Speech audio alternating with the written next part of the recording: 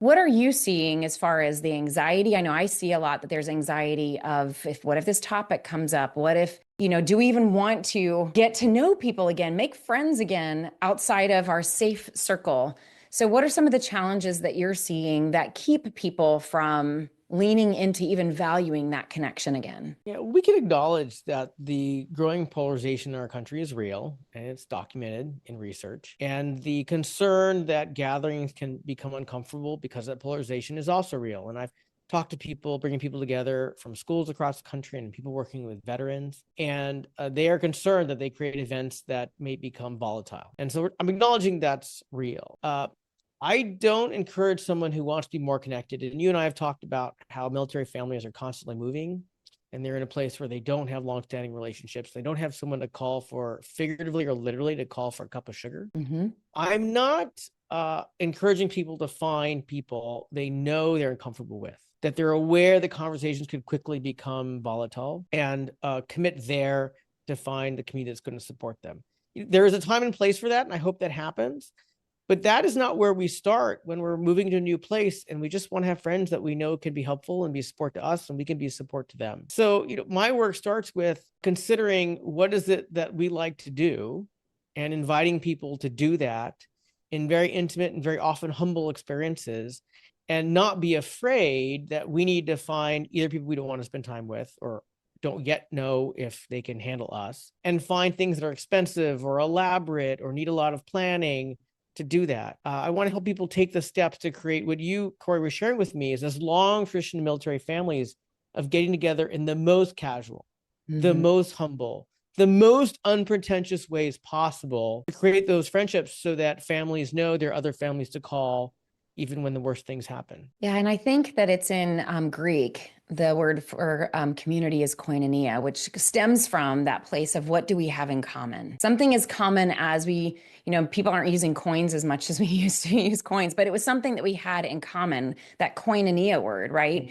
And so one of the things that I think a lot about, especially in the military community, there can be generational differences. There can be divisions. There can be values that are different. But when I'm in a room with other military families, I can say, hey, look, one thing we all have in common here is that we have a service member that we care deeply about that is doing a similar job, that means that we have a similar lifestyle with similar struggles, and that's a place to begin.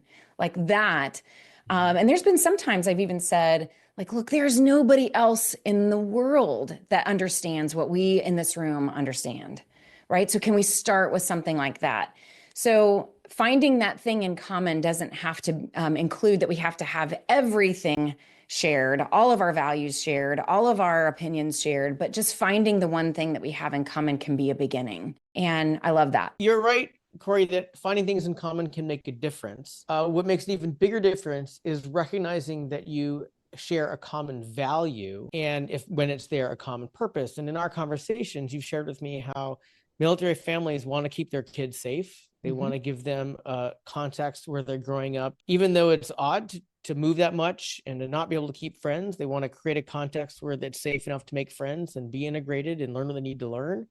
They also know that military life can be stressful and it's full of changes, and they want to create a lifestyle where their family can weather those changes, and they want to be support to other families.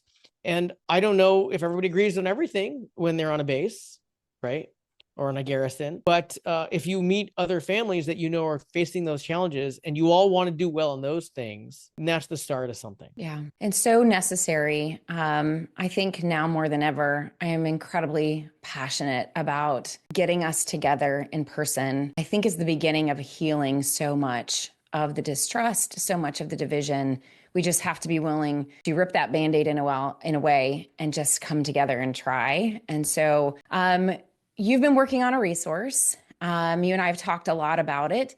A resource that walks people through in a very practical way how to create environments, how to create an event even that makes it easier for people to come together in, like you said, a very casual way, in a non-threatening way that optimizes the environment for those deeper connections, for a successful event that leads to community and connection.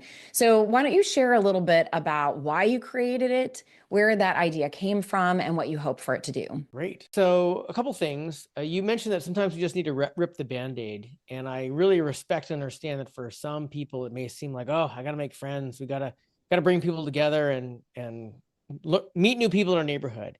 And That that might have can been, by the way, that might have been my introvert coming out there. well, and that's a totally valid relationship that people have, right? That like, okay, I got this done. And the reason I want to call that out is my hope is when we think about making friends, we can think, well, instead of making it a rip Band-Aid, which it can be if we don't do it in ways that we like doing it, how can we make it fun? Mm-hmm. And so I like to start with the question, well, what do we like to do? I know in my family, we like to eat. We like to eat with friends. We like to laugh while we're eating. And we only serve in our home what we like to eat. We don't serve what we don't like to eat. And then we invite people over who want to share that. Not everybody has a home. You can do that in a picnic. You can do it in a backyard. You can do it in a common area and base. In our home, we like to eat in our home and we invite people over. And that's not ripping a Band-Aid. That's just finding something I'm enjoying doing and seeing, discovering, are there people that I'm meeting somewhere in the world that may want to do that with me?